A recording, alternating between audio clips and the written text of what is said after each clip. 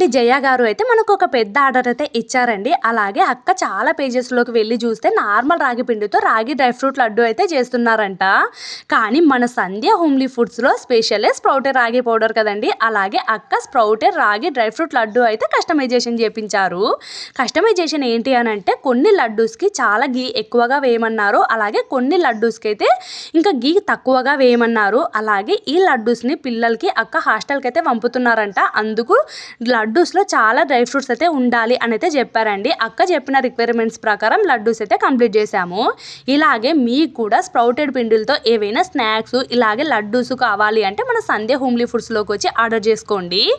మీ ఇంటి పిల్లల మా ఇంట్లో ఉండే చాలా హైజీనిక్గా అయితే హెల్తీగా చేసి పంపిస్తాను.